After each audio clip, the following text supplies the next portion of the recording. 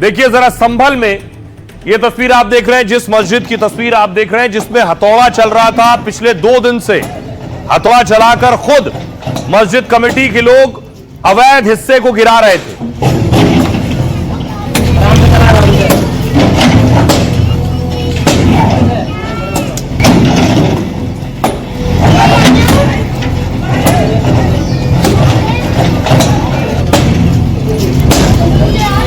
आज इसी हिस्से पर बुलडोजर चलने लगा। हथौड़े के बाद बुलडोजर की कार्रवाई शुरू हो गई।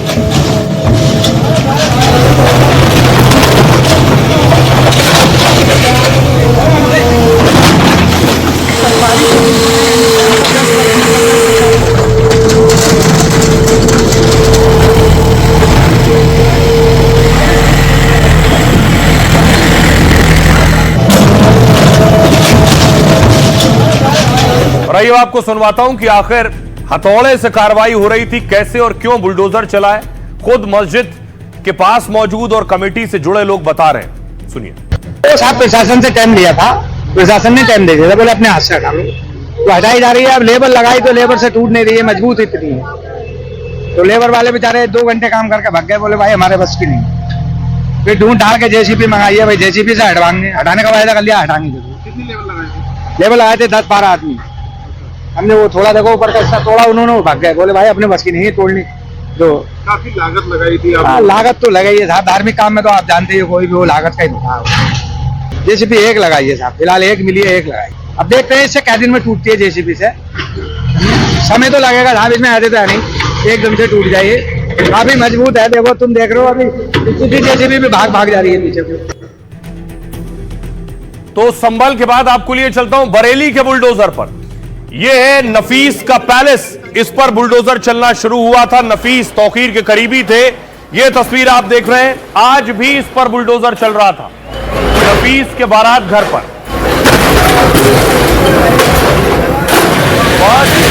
5 करोड़ की लागत से बनाया गया था यह बारात घर, जिसे आज पूरी तरह से 3 से 4 बुलडोजर लगाकर इसे गिरा दिया गया।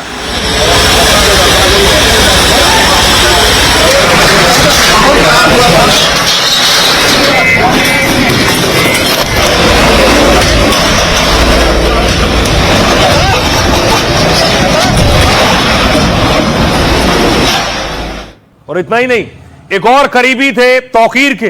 तौकीर इसी घर में रुके थे, यहीं आकर शरण ली थी।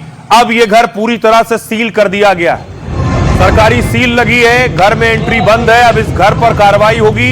इस घर की जानकारी और दस्तावेज जुटाए जा रहे हैं प्रशासन की तरफ से। 3 मंजिला इमारत है ये, जिस पर सील लगा दी गई।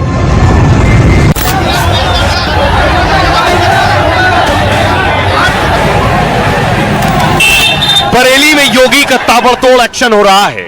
जिस बरेली में 1 हफ्ते पहले बवाल हुआ, वहां से अब रोज बाबा के इलाज और बुलडोजर गाज की नई तस्वीर सामने आ रही है। नफीस से नदीम और फरद तक तौकीर के करीबियों पर शिकंजा कस रहा है। किसी की अवैध दुकान और मैरिज हॉल सील कर दिए गए, तो कहीं बुलडोजर से करोड़ों की संपत्ति मिट्टी में मिला दी गई। अब योगी की पुलिस ने फरार दंगाइयों के खिलाफ भी बड़ा अभियान छेड़ दिया है। लापता उपद्रवियों पर इनाम घोषित किया है। बिजली चोरी और बाकी बिल पर करोड़ों का जुर्माना लगाया है और बरेली में हुए नुकसान की पाई वसूलने की भी पूरी तैयारी है।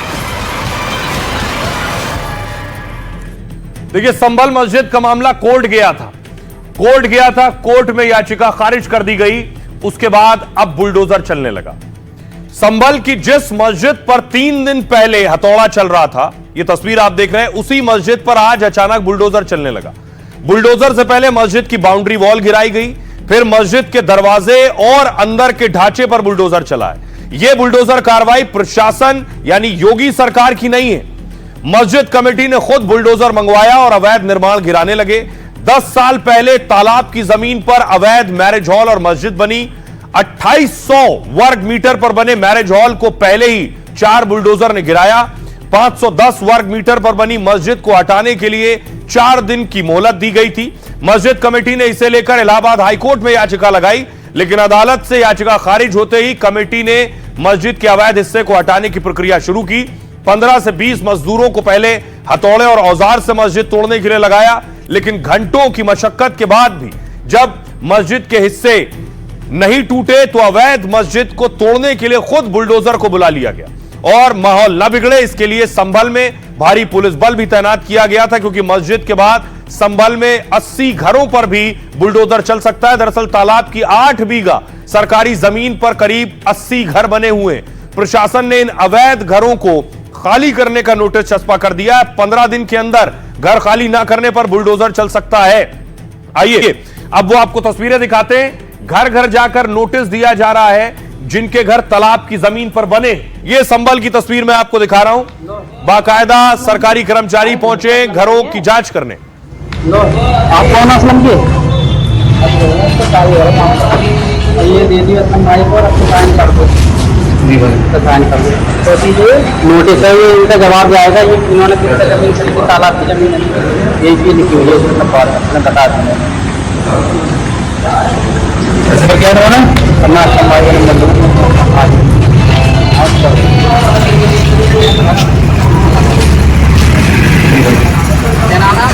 अरे घर तो असलम का ही है। आपको जिन घरों पर बुलडोजर चल सकता है, ये 80 घर है संभल में। सुनिए वो लोग क्या कह रहे हैं। 5 साल से रह रहा हूँ। अब ये इनका कहना ये है कि ये अवैध है। यहाँ पर माननीय न्यायालय के भी आदेश है कि ये उसमें तालाब की जमीन है, क्योंकि हम यहाँ पर मकान हमारा पक्का है, इसमें हाउस टैक्स दे रहे हैं, बिजली का बिल दे रहे हैं, सड़क बनी हुई है। इन्हें 15 दिन का समय दिया है। नोटिस में ये कहा गया 15 दिन के आप अपना लिखित जवाब जो है दाखिल करें। ये कह रहे हैं कि अवैध कब्जा किया हुआ है, यहाँ तालाब था। अच्छा, इसका नोटिस है। जबकि अगर तालाब था तो फिर गवर्नमेंट ने यहाँ पर ये सरकारी सड़क क्यों डाली है, और यहाँ पर वाटर लाइन भी है, बिजली का बिल भी जाता है, तो गवर्नमेंट क्यों किस बात के ले रही है? उसको पहले नहीं देखा ये सब कुछ कि ये मकान बनने की अनुमति मिली हमें, और फिर क्यों बिजली की लाइन डालेगी यहाँ पर? अगर ये गवर्नमेंट की जगह है तो जब उसको पता है कब्जा किया गया है तो यहाँ पर लाइन क्यों डाली, क्यों यहाँ पर रोड डाले गए हैं? जो तालाब की भूमि है उस पर प्लॉटिंग करके अवैध मकान बना लिए गए हैं, उन्हीं को नोटिस दी गई। जैसी कि सूचना है कि कुछ भूमाफियाओं ने इस तरह की प्लॉटिंग करके जमीन को बेच करके और ऐसे गरीब लोगों को ठगा है। स्वाभाविक है, तालाब की भूमि पर कब्जा आप नहीं कर सकते और तालाब की भूमि को कब्जा मुक्त कराया जाएगा। संभल के अलावा बरेली में तौकीर के करीबियों की करोड़ों की जो संपत्ति थी अवैध जमीनों पर बनी, ऐसा दावा है, उस पर भी बुलडोजर चल रहा है। ये तौकीर के करीबी नफीस की संपत्ति है जिस पर बुलडोजर एक्शन हो रहा है।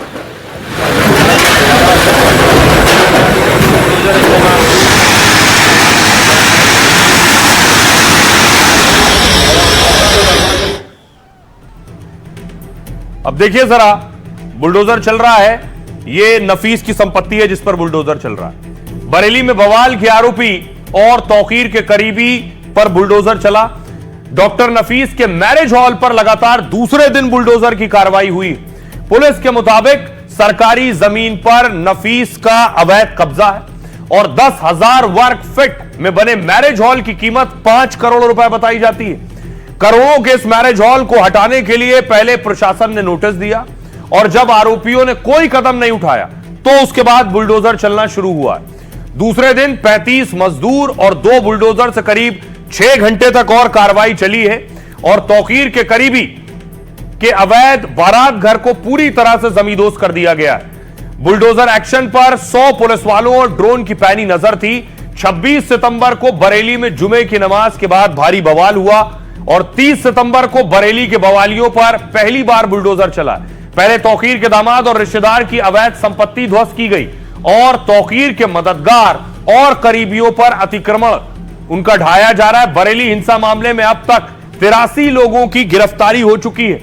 बाकी फरार उपद्रवियों पर इनाम घोषित करने की प्रक्रिया चल रही है और तौकीर के करीबियों को योगी का बिजली बिल का झटका भी लगने वाला है। बिजली विभाग ने उन पर 1 करोड़ 26 लाख बकाये का जुर्माना लगाया हुआ है। यह है एक्शन। आइए अब आपको सुनवाता हूं। जिस वक्त ये एक्शन हो रहा था हमारे सहयोगी रवीश वहां मौजूद थे, उनकी जरा रिपोर्ट देखिए। विकास प्राधिकरण का यह कहना है कि नफीस खान ने मकान का नक्शा पास करवाया था, लेकिन उसके बाद में के नक्शे को हटा के उसने और फिर यहाँ पर एक बड़ा सा मैरिज हॉल उसने तैयार कर लिया। अब आप देखिए कि करोड़ों रुपए का ये मैरिज हॉल है और इसको देखते ही देखते जमींदोज कर दिया गया। बैंकेट हॉल का ये एक रिसेप्शन होता था जहां पर लोगों को आते थे लोग बुक करवाने के लिए, और ये आप देखिए ये पूरी तरीके से ये डायरी, ये सारा जो बैंकेट हॉल का दस्तावेज थे वो सब जो है वो जमींदोज हो गए हैं। तो नफीस क्या बुलडोजर चला, लगातार बुलडोजर एक्शन हो रहा है, लेकिन सियासतदान सवाल पूछ रहे हैं, बुलडोजर एक्शन कार्रवाई पर सवाल उठा रहे हैं। देखिए क्या कह रहे हैं। संजय सिंह कह रहे हैं बरेली का बवाल बीजेपी सरकार की साजिश है, असली मुद्दों से ध्यान भटकाने के लिए उत्तर प्रदेश में मुसलमानों के घरों पर बुलडोजर चलाया जा रहा है और सुप्रीम कोर्ट के आदेशों की धज्जियां उड़ाई जा रही हैं। साथ ही बीजेपी के सांसद कह रहे हैं प्रवीण खंडेलवाल, जब परिस्थितियां हाथ से बाहर निकल जाएं तो बुलडोजर ही वो भाषा है जिसे अच्छे से अच्छा और टेढ़ा आदमी भी उसको समझ जाता है। इमरान मसूद कह रहे हैं यूपी सरकार एक तरफा कार्रवाई कर नफरत फैला रही है, कांवड़ पर जो उत्पात मचा था उस पर तो हाथ नहीं लगाया और मोहम्मद का पोस्टर लगाया तो टांगे तोड़ दी। नफरत वाली यह कार्रवाई सरकार को भारी पड़ेगी। सिद्धार्थ नाथ सिंह कह रहे हैं आरोपी चाहे किसी भी धर्म का हो, यूपी में जिसने भी साजिश की है या फिर माहौल बिगाड़ा है उन सब पर कानून के मुताबिक कार्रवाई हो रही है। अखिलेश यादव कह रहे हैं बीजेपी सरकार अपनी नाकामी छिपाने के लिए तानाशाही कर रही है, सरकार अपनी तानाशाही से संविधान की मूल भावना पर प्रहार कर रही है। दिनेश शर्मा कह रहे हैं विपक्षी दल बरेली यात्रा के नाम पर ड्रामा कर रहे हैं, वो सद्भाव या शांति के लिए नहीं भड़काने जा रहे थे, वो हिंसा और बवाल की आग में घी डालना चाहते हैं। बरेलवी कह रहे हैं भारत का मुसलमान भी अपनी सरजमी से प्यार करता है और किसी को अपना दुश्मन नहीं मानता है। आरएसएस को भी हम अपना दुश्मन नहीं मानते। आरएसएस से अपील है कि वो मुसलमानों को अपनाएं, इससे देश में सद्भाव का माहौल और ज्यादा बढ़ेगा। आइए आपको सुनवाता हूं, सुनिए जरा सियासतदान क्या कह रहे हैं। अगर हम आई लव मोहम्मद का पोस्टर लेकर चलते हैं, इसमें कौन सा गैर कानूनी काम? ये क्या मजाक कर रहे हैं आप? अगर कोई आई लव मोदी का पोस्टर लेकर गया तो क्या खड़े रह के सेल्फी लेंगे आप? और आई लव मोहम्मद का लेकर नहीं ले जा सकते। आई लव नीतीश कुमार लेके तो हाँ ये वफादार है। क्या मजाक कर रहे हैं? पूरे देश में पूरे देश का नाम खराब कर रहे हैं। अरे ये तो नफरत है भाई। कावड़ के ऊपर जो उत्पात मचा था उनको तो हाथ भी नहीं लगाया और पोस्टर आई लव मोहम्मद का दिखाया तो टांगे तोड़ दी। ये तो नफरत है। मोहब्बत का पैगाम आप सल्लल्लाहु अलैहि वसल्लम ने पूरी दुनिया के अंदर मोहब्बत का पैगाम दिया है, मोहब्बत की बात की है। दशहरा है, नवरात्रे, उसके बीच में उत्तर प्रदेश में जो लोगों ने ये षड्यंत्र करके उठाना चाहा तो उसमें कानून अपना काम कर रहा है और कानून जो किया है वो सही किया है। कानून व्यवस्था तो पुलिस का काम है कंट्रोल करना, आपका तो काम है नहीं, तो आप अपने घर पे बैठिए।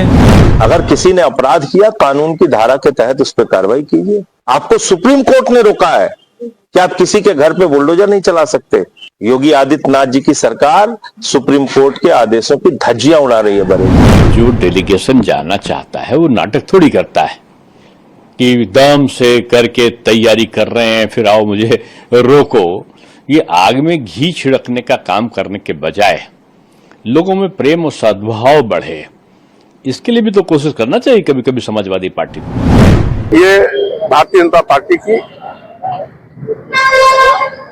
एक साजिश है हिंदू मुस्लिम मस्जिद मंदिर मुद्दा जिंदा बनाए रखने का। अब देखिए पुलिस तो चुन चुन कर एक्शन ले रही है। तौकीर के जितने करीबी हैं उन सब पर एक्शन हो रहा है, उसमें नफीस भी हैं, उसमें अगली तस्वीर आप नदीम की देख रहे हैं, तौकीर है और फरहत को आप देख रहे हैं। फरहत पर भी एक्शन हुआ, फरहत के ही घर रुके थे आकर तौकीर रजा और इनका घर सील कर दिया गया। देखिए जरा कार्रवाई क्या हो रही है। तौकीर रजा के करीबियों को बिजली बिल का झटका पहले दिया जाएगा क्योंकि बिजली चोरी का आरोप है। ये नफीस है तौकीर के करीबी। नफीस को पुलिस को हाथ काटने की धमकी नफीस ने दी थी।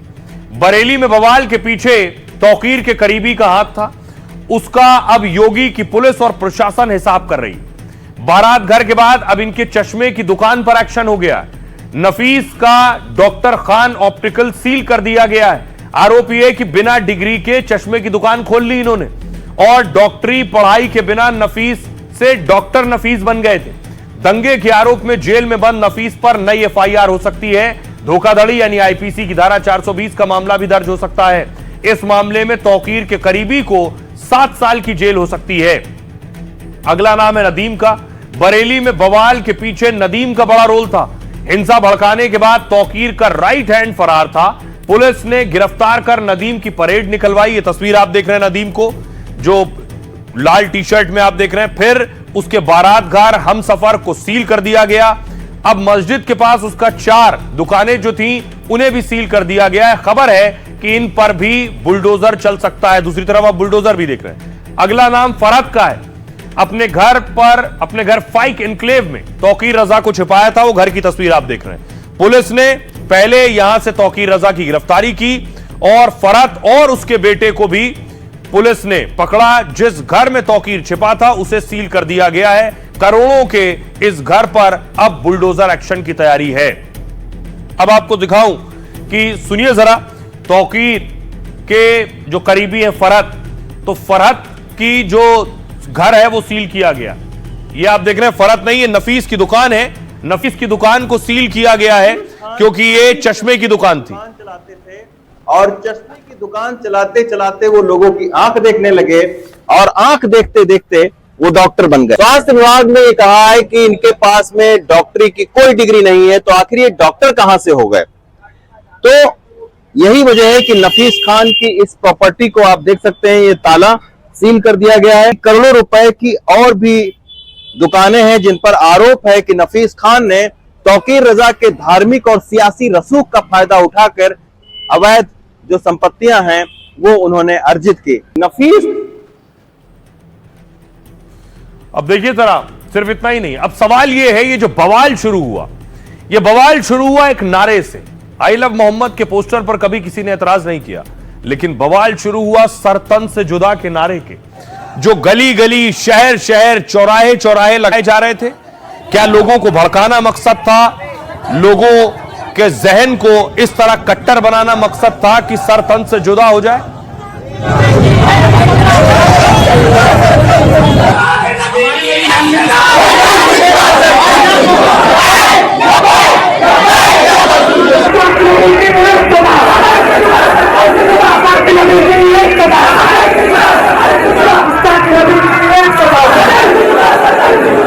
ये नारा दरअसल आया कहां से? ये नारा आया है पाकिस्तान से। पाकिस्तान में भी सर तन से जुदा के नारे लगते रहे।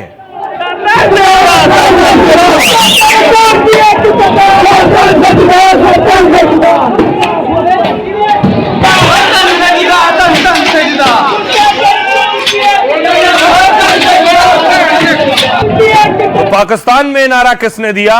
वहां के धर्मगुरु खादिम हुसैन रिजवी और साद रिजवी, उनके सुपुत्र। और क्यों दिया ये भी आपको बताऊं, अगली तस्वीर दिखाऊं मैं आपको। वहां गवर्नर थे सलमान तासीर। सलमान तासीर पर ईश निंदा के मामले में ये जो शख्स है मुमताज कादरी, इसने इनकी हत्या कर दी। और हत्या करने के बाद इसके साथ बहुत से लोग खड़े हो गए आकर और इसके हक की आवाज बुलंद करने लगे। ये बात अलग है कि इसको सजाए मौत दे दी गई, फांसी पर लटका दिया गया। तो उससे पहले मैं आपको बताऊं कि कौन है खादिम रिजवी और कौन है साद रिजवी, जहां से ये सर तन से जुदा का नारा निकला है। दरअसल सर तन से जुदा नारे की शुरुआत 14 साल पहले पाकिस्तान से हुई। पंजाब के गवर्नर सलमान तासीर की उनके गार्ड ने हत्या कर दी। आरोप है कि सलमान तासीर ने ईश निंदा कानून की आलोचना की थी। इस मर्डर से पाकिस्तान और मुस्लिम मुल्कों में अचानक भूचाल आ गया। गवर्नर के मर्डर से ज्यादा चर्चा आरोपी मुमताज कादरी की होने लगी। पाक के कट्टरपंथी मौलाना खादिम हुसैन रिजवी ने एक मुहिम छेड़ दी। मुमताज कादरी के समर्थन में लोगों को जमा किया, उसे हीरो बनाया। खादिम हुसैन ने कादरी के समर्थन में सरतन से जुदा का नारा शुरू किया और इस नारे के सहारे खादिम हुसैन ने तहरीक लब्बैक नाम से पार्टी बना ली। पूरे पाकिस्तान में गूंजने लगा गुस्ताख रसूल की एक ही सजा, सरतन से जुदा। 2016 में गवर्नर के मर्डर के आरोप में कादरी को तो फांसी दे दी गई, लेकिन लब्बैक और खादिम हुसैन सरतन से जुदा का नारा लगाते रहे। 2020 में खादिम की मौत हो गई तो उनके बेटे साद ने मोर्चा संभाल लिया। साद भी पिता की तरह भड़काऊ बयान और सरतन से जुदा के नारे लगाने लगा, जबकि बड़े बड़े इस्लामी विद्वान इन नारों की बजाय भाईचारे की बात करते हैं, लेकिन भारत में कुछ लोग पूरी बात जाने बिना इस नारे से विरोध जताने लगते हैं। सुनिए जरा, इस नारे से बहुत से लोगों को ऐतराज है। बाबा बागेश्वर क्या कह रहे हैं? और कोई बुराई नहीं, आई लव मोहम्मद में, आई लव महादेव में भी बुराई नहीं होनी चाहिए, पर यदि आप सरतन से जुदा का नारा दोगे तो न कानून छोड़ेगा न इस देश के हिंदू छोड़ेंगे। अब इस बीच एक और फैसला आया इलाहाबाद हाईकोर्ट का। हाईकोर्ट का फैसला आया पाकिस्तान की तारीफ करने पर। पाकिस्तानी नारे और पोस्ट पर कोर्ट में यह बड़ा फैसला आया है और देशद्रोह के आरोप में जेल में बंद एक युवक को राहत दी गई है। दरअसल मेरठ के साजिद ने पाक की तारीफ वाला नारा शेयर किया। पुलिस ने देशद्रोह, दुश्मनी को बढ़ावा देने के केस में गिरफ्तार किया। राष्ट्रीय एकता के खिलाफ काम करने का भी आरोप लगाया था। इलाहाबाद हाईकोर्ट ने अब इस मामले में साजिद को जमानत दे दी है और कहा है कि केवल किसी दूसरे देश के समर्थन में पोस्ट करना भारत की संप्रभुता को खतरे में डालने वाला अपराध नहीं है। किसी देश के समर्थन में संदेश को केवल आगे बढ़ाना देश के लोगों में गुस्सा या अशांति पैदा कर सकता है। यह दो समुदायों में दुश्मनी या हिंसा बढ़ाने वाला हो सकता है, लेकिन ऐसा काम देशद्रोह की श्रेणी में नहीं आता है।